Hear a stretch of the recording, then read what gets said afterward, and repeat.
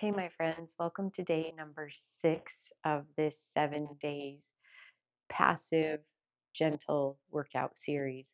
Hopefully, you're enjoying it. Hopefully, you're getting some movement, but it's not wearing you out. So, today we're going to actually be stretching through your lower back. It's going to take a little bit longer today because I have a few more stretches, but it should feel really good. And I'm by a little longer, maybe 15 minutes instead of 10.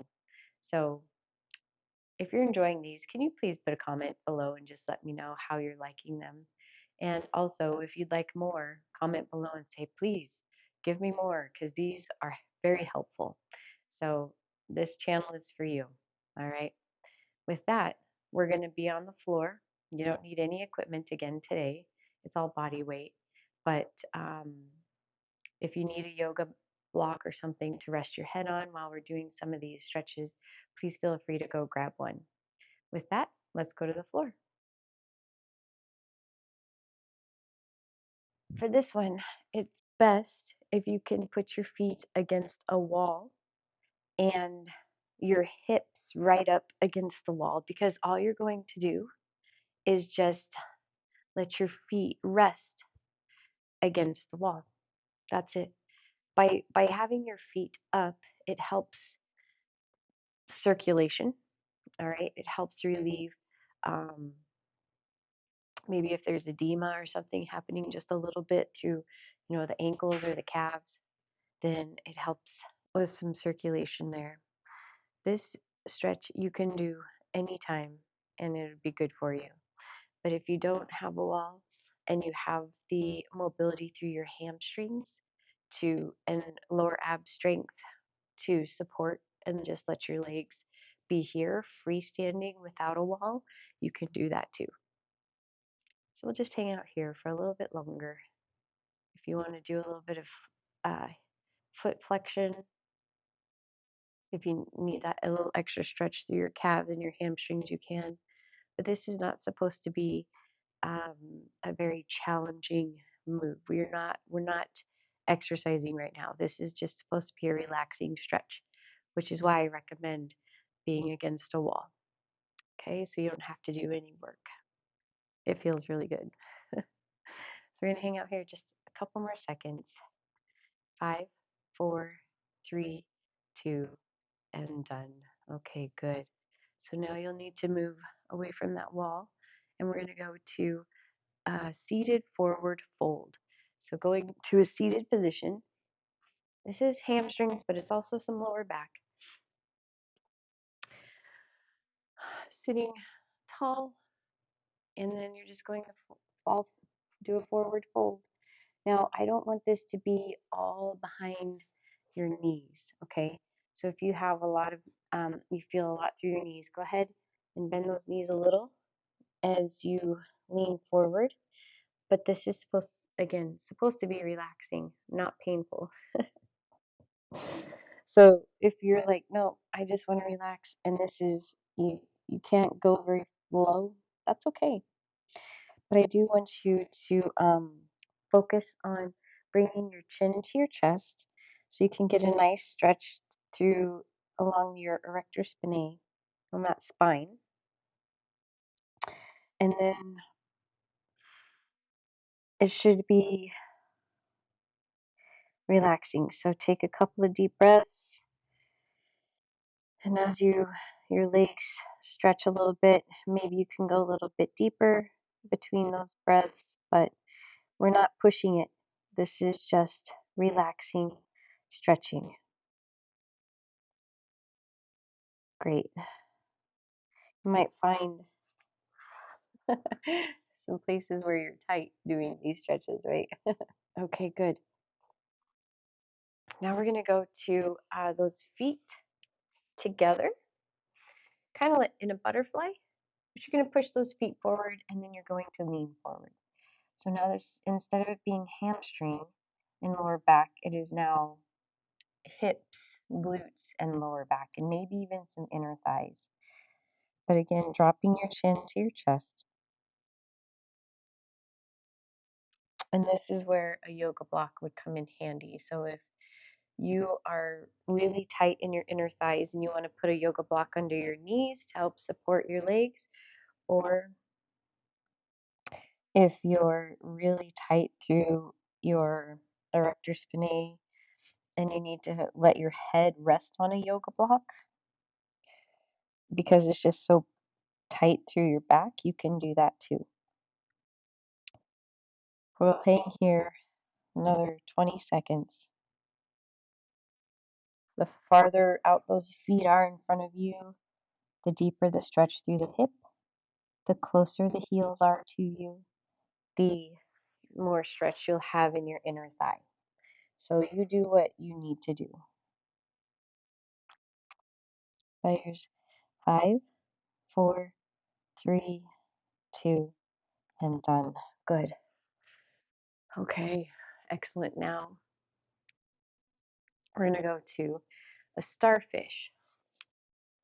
And that one's really easy. You just look like a starfish. So your legs are out and your arms are out, and you're just pretending that you're being a starfish, being pulled apart gently by your hands and your legs, just opening up through your core, your hips, maybe some inner thighs, taking a couple of really big breaths and relaxing into that. You might even feel some lat stretches, maybe chest. Like this is just a really great overall stretch when it's a little bit different than when our feet and arms are together. So by having our legs and arms look like a starfish, then we're able to get a different stretch there. And I'd like to know, how are you enjoying these stretches? When you are recovering, stretching is one of the best things you can do, just to tell your body, I'm here, I care for you, we're going to take care of you, and we're going to be all right. All right, good. So we'll hang here for 10, 9, 8, 7, 6, 5, 4, 3, 2, and done. Awesome. Okay, now we need to go to those activation moves. All right, all of these moves are going to be for um, for your lower back and lower ab activation. Okay, we're not straining through the lower back; it's to strengthen your lower ab to help support your lower back. So we're gonna plant those feet, feet shoulder width apart, and then all you're going to do is a pelvic tilt. So you're not pushing your feet and engaging your quads to make this happen. You're going to just round your hip up, or push that lower back flat into the floor. And then we're going to hang out here. So you're using your abs and your pelvic floor to do this. I want you to focus on trying to push even this tiny part of your lower back, the small of your lower back, into the floor. Like you're flattening a pancake, right? And then you're also going to pretend that you're being tickled. So you're tightening up your abs. And we're just going to hang out here. It's just going to be an isometric hold, very gentle. If you start feeling your quads working, then please come out of it and relax. Now, if you want even a little bit more challenge, then I want you to try to get your tailbone, the tip of that tailbone, off the floor, which will push your lower back even more into the floor. And that will help tremendously with engaging your lower ab and strengthening your lower back. Okay, so we're just going to hang here for another 20 seconds. Pretend you're being tickled, driving your belly button in through your spine and into the floor. Trying to relax all your other muscles so your neck isn't helping, your triceps aren't helping. You're almost done. Okay, good. Release.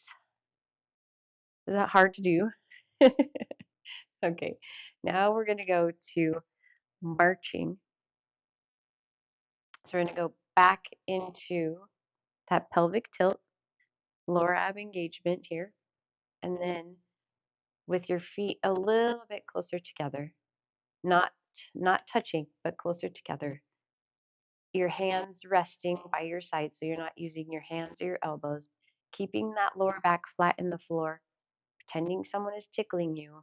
And now we're going to go to an alternating leg lift. So we're trying to do you don't want this huge shift through your hips as you lift and lower. The slower you go, the easier it is to maintain neutral, like your hips are nailed into the floor. You don't want them to move at all with each movement. So we're just going to hang here, adding a little bit of movement, challenges that pelvic floor and the lower abs, the transversus abdominis. So this is all going to help strengthen through your lower back. Trying to relax that neck and shoulders and whatever else might be helping you so that you really feel the burn in those lower muscles. Good. And remembering to breathe. Now, I know this seems so simple, but hopefully you're feeling the challenge here. Good. And you're almost done. Let's do one more each leg. Good. Keeping that lower back flat on the floor. Relax your neck, relax your shoulders. And done. Okay. Now we have one exercise left, and then we'll be done with today's workout. So we're going to go to a dead bug. Hands and legs. So hands are over your chest, knees are over your hips, pushing your belly button to your spine and your lower back flat on the floor. The key to this exercise is always having your lower back in the floor. So if this is challenging enough, then just stay here. If you want to add movement, then take that right arm and left leg away from the center of the body and come back to center. But if you start feeling that lower back coming off the floor, then just stay here. So if you're doing this movement and this is where your lower back comes off the floor, then stop there.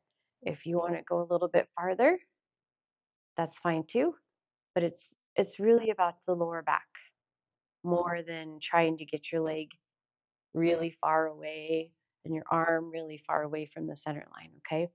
So it's all about that lower back. So you do what is best for you because there's no point in doing exercises if they're done improperly. You won't get the benefit that your body needs, okay?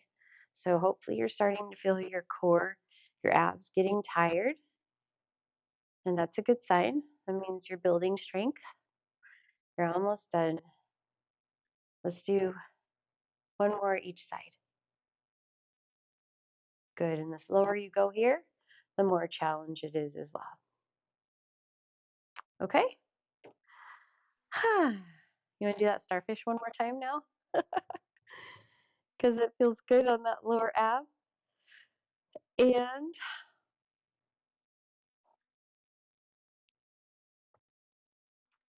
you're done. Good job being here. Day number 6. I'll see you tomorrow for day number 7. But I really am just want to give you a high five because you're showing up. Even if you don't feel like it, you still show up and you do something. And that's a big deal. So high five. Good job. And I hope you have a great day.